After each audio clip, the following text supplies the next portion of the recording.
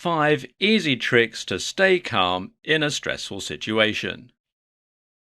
Being able to keep level-headed in a stressful situation is an incredibly powerful gift.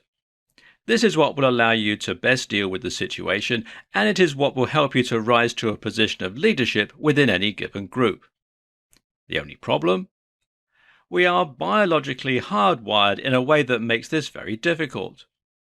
Our bodies react to stressful situations by releasing hormones and neurotransmitters designed to get our hearts racing and our blood pumping. This makes it very hard indeed for us to remain calm. Here are 5 things you can do to overcome that urge. Detach yourself. One great way to remain calm and to make sure you act sensibly is to try and detach yourself from the situation. By this, I mean that you effectively remove your personal stake in the situation by asking not what you should do, but what a person should do. Try to judge the situation objectively and in a removed manner. Breathe. Breathing more deeply and more slowly will bring into action your rest and digest state through the parasympathetic nervous system, and it will counteract some of the physiological changes going on in your body right now. Ask yourself the best scenario. Having a clear goal can often help you in a high-stress situation. Instead of floundering, first, task yourself with asking what the best outcome you could achieve is. Then, take steps to help yourself get to that point. Accept failure. Another thing to do is to accept the possibility of failure and be okay with it. Be okay with being hurt, with making matters worse, or with being shouted at. Very often in a stressful situation, we find ourselves so worried about potentially making matters worse or making ourselves responsible that we end up frozen in indecision. Pick a decision and act on it. So, with that in mind, the final thing to do is simply to take these matters into your own hands. That means acting on whatever it is you have decided to do, and it means not spending any more time considering the possibilities. Our anxiety actually comes from picturing events and specifically picturing the worst-case scenarios. As far as our biology is concerned, this makes it as though the worst-case scenarios were happening. So, instead of thinking, just act. 5 style tips that will boost your confidence. The way you look and the way you dress can make a huge impact on the way that you come across and the way that you feel. We judge books by their covers all the time, even though we know better, and first impressions are terribly hard to shake. But it goes deeper than that and becomes a matter of self-fulfilling prophecies. If you feel good about what you wear, and if you think you look good, then you will walk taller, speak louder, and generally present yourself in a manner that makes you more impressive. And that changes the way that others react to you and the confidence they put in you. This in turn makes you feel even better about yourself. So it's what you call a virtuous cycle, where one positive change to your outfit can result in a cascade of changes to massively impact how you act and feel. Here are 5 tips to set you on your way. Get a good haircut. And go regularly. This can make a massive difference to your overall appearance. Having long hair with split ends or hair that's just too overgrown to style properly just makes you look a little messy and as though you rushed out of bed. Not a good look. Wear good shoes. Get a good pair of shoes and a good bed, because if you're not in one, you're in the other. Many people judge others on the basis of their shoes, and this is something we wear nearly every day. Invest some more money here than you do elsewhere in your wardrobe. Wear something loud. Guys, every now and then it's a good idea to wear something a little louder, whether that means a white suit or a bright shirt. It says you're confident and not afraid to be the center of attention.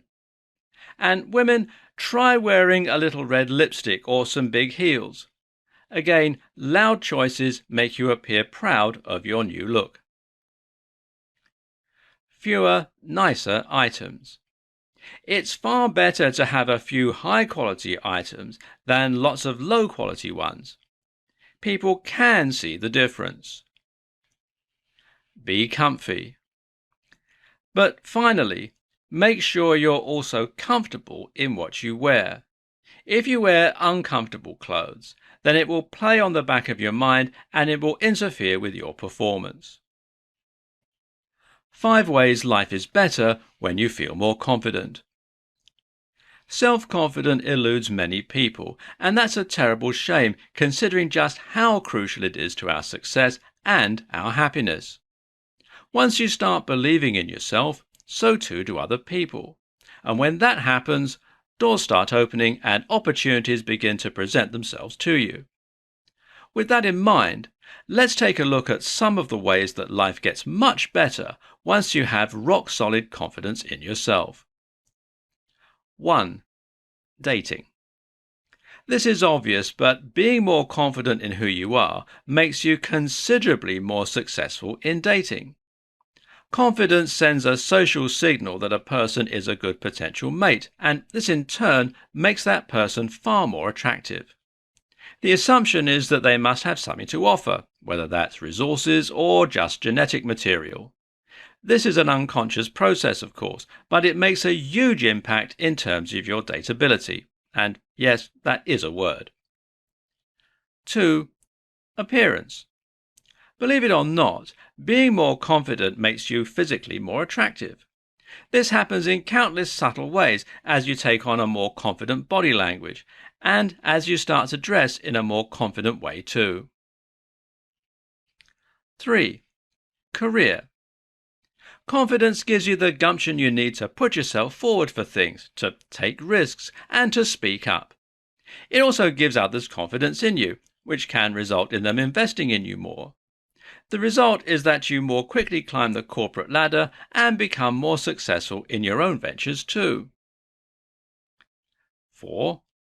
Health. Being more confident makes you considerably more happy.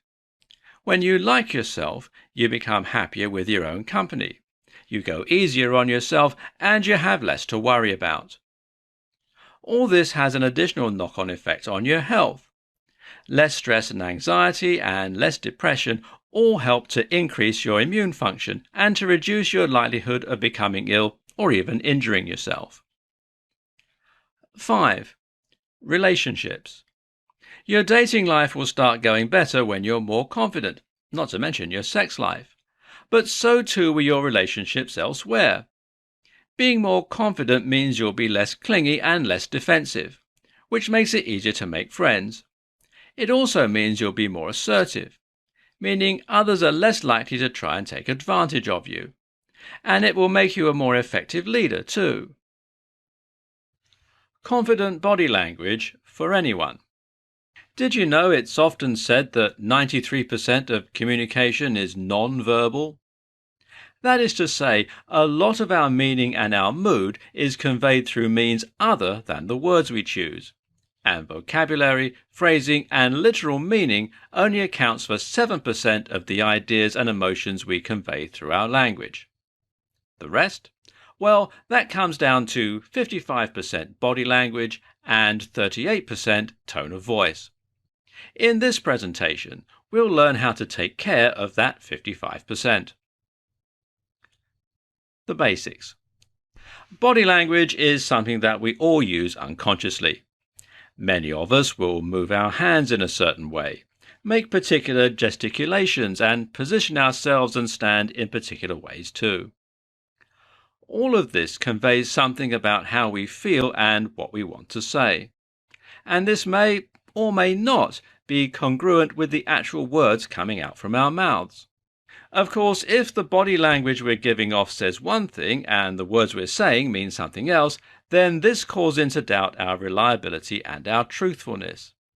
For instance, if you're trying to put on a tough show but you're speaking in a nervous, shaky voice, then you'll come across as highly unconscious. Likewise, if you speak confidently but your body language is bad, that will give away the game. What makes for confident body language? A number of things we can do with our bodies will make us appear confident or otherwise. On the whole, for instance, it's generally agreed that taking up more space makes us seem more confident.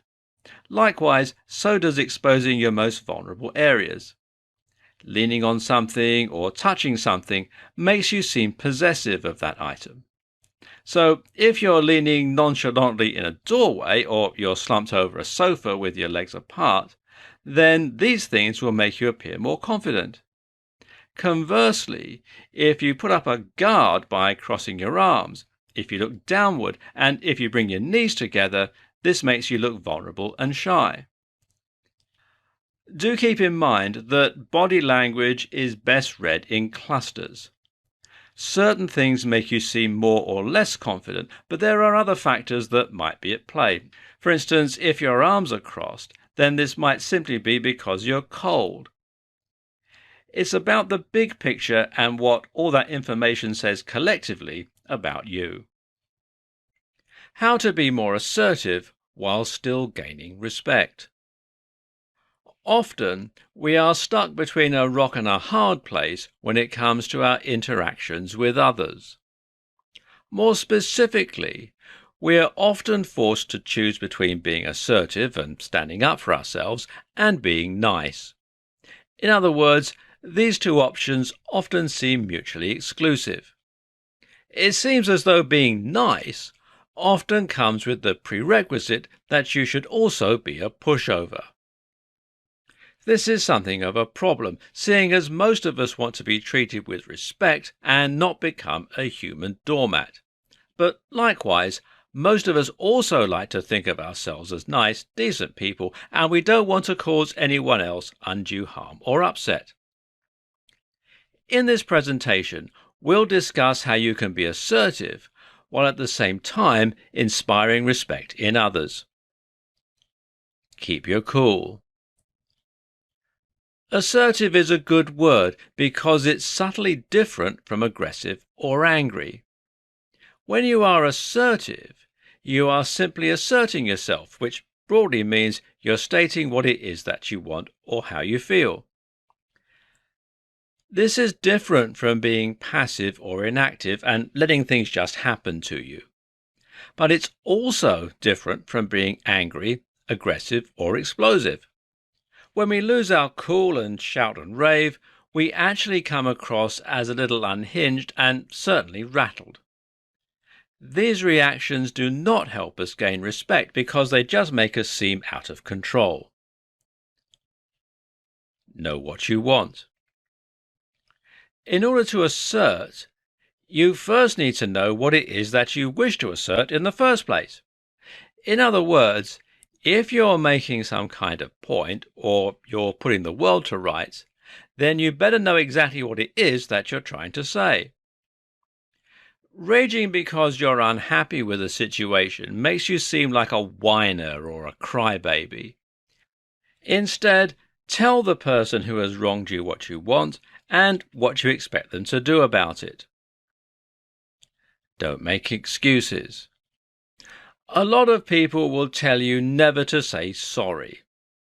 That's a big commitment, so I wouldn't necessarily go that far. But what I would say is that many of us say sorry too much, and it can actually make us seem a little weak at times. Instead of apologizing then, be willing to ruffle a few feathers sometimes. Be fair, but be firm when you need to be. How to have 100% certainty in your entrepreneurial venture. One of the things that is most responsible for holding us back is a lack of certainty. Now, what do I mean by this? I mean that we unfortunately lack faith in our own ideas and plans, and that in turn prevents us from ever giving them the best chance possible. This is why you often don't work out, and it's certainly why you don't invest time, money, and effort into that entrepreneurial venture. Think about it. You might think of yourself as lazy, or as flaky, or generally as someone who doesn't see things through to completion. But ask yourself how often you take time off work. You go to work every single day and do the things you need to do there every single day, no matter how tired or uninspired you are. And why is that? It's because you have certainty. You're willing to invest that kind of time and effort because you know that you'll get paid every single day. And if you knew that your workouts would get you into incredible shape, then you will be able to hit the gym every single day. We don't because we think we'll give up before it happens, or because we don't trust in the routine or in our own bodies. If you knew that your entrepreneurial venture was destined for greatness, you would find time every day to make it happen. So, how do you know? 1. Redefine success. Rethink what success means to you. Perhaps you don't need to be super rich. Aim for something lower to begin with and be happy to reach that point. You'll probably find that you can be just as happy this way. 2. Follow a blueprint. Being an entrepreneur doesn't always need to mean breaking the mold. In fact, a lot of the most successful businesses simply recycle well-known strategies and well-known methodologies. Open up a high street store. Open up a hair salon. Take a business that you know works and then, do that. 3. Bootstrap. Bootstrapping means that you're going to fund your big picture with smaller and less exciting business strategies. That may mean, for example, that you sell a product in order to fund a much bigger product. Or it might mean selling a service while using the time left over to work on R&D. Oh, and finally, believe in yourself. Believe you can do anything, and you'll be one step closer to making your vision a reality. How to overcome social anxiety easily. Social anxiety is an incredibly crippling condition. Being afraid to speak up essentially renders us voiceless, which in turn means we become passengers in our own lives. We end up with no say about what we do, what we achieve, where we go, or who we become. So, what can you do to start kicking some ass again? Let's take a look at how you can become socially bulletproof. Understand where social anxiety comes from. Social anxiety comes from a desire not to be embarrassed, shamed, or hurt. This is an evolutionary response that is intended to prevent us from making matters worse and to protect us from damaging our own likelihood of survival. When we want to impress someone or make a good impression, we begin to picture all the ways that the interaction could go wrong. And in doing so, we end up triggering a fight or flight response. Only this freezes our ability to make a rational decision and makes us more likely to embarrass ourselves. So, what can you do to prevent this fate? Practice makes perfect. The first objective is to discredit the worst-case scenarios that you're picturing in your head and to start picturing the best-case scenarios. Start picturing yourself impressing the people you're talking to and making a great impact. Now, that's easier said than done, though, seeing as this reaction is something that has become deeply ingrained. And this is why we might use a technique from cognitive restructuring that is known as hypothesis testing. This means you test the notion that you might embarrass or upset yourself and thereby prove to yourself that you're wrong. And you do this by facing those fears and by testing the worst case scenarios. So, for example, if you were worried that you're going to embarrass yourself by stuttering, then you could test that theory by purposefully stuttering in conversations. Do this enough times and you'll prove to yourself that no one laughs and no one thinks less of you. After all, times have changed since our limbic systems evolved. The problem, of course, is practicing all this in a way that won't cause lasting damage. So try going to more parties where you only know a few people. Try speaking to strangers in the street or in stores. And each time you do, practice putting yourself out there and even intentionally embarrassing yourself. That's how you become desensitized, and that's how you become socially limitless. How to speak more confidently in any situation. Talking is something that most of us do on a daily basis. As such, most of us will probably say that, for the most part, we feel pretty good doing it. We can talk to our parents, our friends, our partners. But then, when we really need that gift of the gab, it can end up letting us down. This is what happens when we're in a physical or verbal confrontation. It's what happens when many of us go on dates, and it's what happens when we're in interviews. The problem isn't talking. The problem is talking confidently. So in this presentation, we're going to look at how you can always do that, no matter the circumstances. Tip 1. Stand up. The first tip is to fix your body language, and specifically, that means you should stand more erect with your chest somewhat puffed out.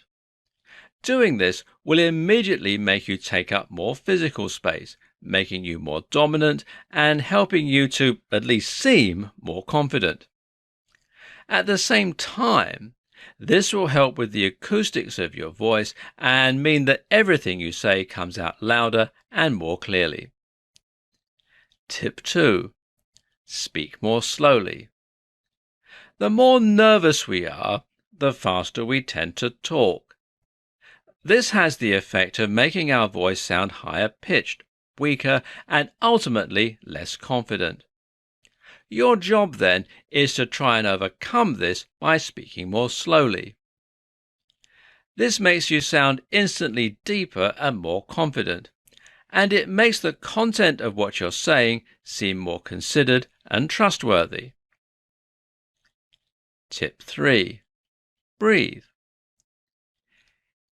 If you are panicked and if you're shaking, then you will sound nervous. That stands to reason. Try to get your physiological response under control then. The best way to do this is to breathe more slowly and more fully, which will help to get your parasympathetic nervous system back under control so that your heart stops racing. Tip 4. Relax. When you are nervous, the release of hormones and neurotransmitters tends to make you tense up and become more physically anxious. By relaxing, you can counteract this fact and you can loosen the muscles around your throat and vocal cords, making you sound deeper, more powerful, and more confident. And finally, tip 5, make eye contact. Often the best way to become more confident is to act more confident until that becomes a reality. And one of the best ways to act more confident? Make eye contact with whoever it is that you're talking to. Quick ways to boost your confidence. Want to raise your confidence and raise your game? It takes a long time to address the kinds of deep-seated insecurities that lead to chronic low esteem. But that said, there are some things that you can do right now that will have short-term and immediate benefits to raise your confidence. Let's take a look at some of the best. Adopt a power position. Using larger body language exhibits more confidence, but it also actually triggers the release of testosterone and other chemicals that make you feel more assertive, aggressive, and successful. Remember something you did well. Think about the last time you absolutely killed it and try to remember that occasion. Now live in that moment for a while and let it psych you up into the same mental state you experienced the first time round. Work out. Work out makes us more confident in a whole ton of different ways. Not only does working out trigger the release of adrenaline, testosterone, and more hormones that boost confidence, but it also makes us feel good because we've done something productive. Which leads us to the next point. Do something productive. Just doing something quickly that will offer a quick win is a great way to raise confidence too. Make the bed, tidy the kitchen, shoot off a quick email, get something done and feel good about it. Listen to some music. There are a lot of music tracks out there that are built around raising your confidence and self-esteem. Might I suggest some tracks by the artist Stan Bush, which are all about killing it? Spend time with friends. If you have just a little bit of time to build your confidence, then try spending some time with friends or a partner, anyone who makes you feel good about yourself. As a side note, you need more of these kinds of people in your life and fewer of the ones that make you feel worthless. Do something scary. Even better than quickly doing something productive is to quickly do something that you're normally afraid to do. This is an even more powerful quick win. It could mean that you give a talk in public or that you attempt a backflip. Facing fears ultimately diminishes them. Finally, fix up your look. The way we look has a big impact on the way we feel. Fix up your outfit. Get a haircut or have a shave. Feel like $1,000,000. 3 things you're doing that damage your confidence. A lot of people have problems with their self-confidence and don't feel quite as pleased about who they are as maybe they should. We've all had those days where we feel a bit worthless, and we've all had interactions with people where we felt like we don't belong or weren't as impressive somehow as the others in the group. And often we feel like victims for this reason. We feel as though we've been dealt a bad hand to have such low self-esteem. But guess what? You might also be somewhat responsible. Not only is it your responsibility to dig yourself out of that pit, but you might also be the one who put yourself there in the first place. In this presentation, we'll cover 3 things that you're doing that damage your self-esteem. Replaying uncomfortable experiences. When someone says something cruel about you, how do you react? Many of us respond by replaying what they've said in our heads over and over again. And we do the same thing when we trip over and embarrass ourselves in public. And we do the same thing when we've had a bad date or a bad interview. You get the point. While it's useful to replay these events to look for things we could do better, it becomes destructive if we do this over and over, and you end up cementing certain neural pathways. So, have a debrief, then move on. Being too polite and humble. It's nice to be polite and humble to some extent, but there becomes a point where it actually just amounts to putting yourself down. If you're constantly humble, then you are positioning yourself below others, and eventually you start to believe that's where you should be, and so do other people. Playing it safe. Essentially, a lack of confidence comes down to fear. Usually, this means a fear of getting it wrong. The only way to get over that fear is to prove to yourself that it's unfounded. How? By facing that fear. And that means getting out of your comfort zone and taking risks. If you're shy of social situations, then put yourself out there and speak to people. If you're unconfident in doing DIY, then grab that drill and start getting to work. This takes courage. And ultimately, courage is the number one tool for vanquishing a lack of confidence.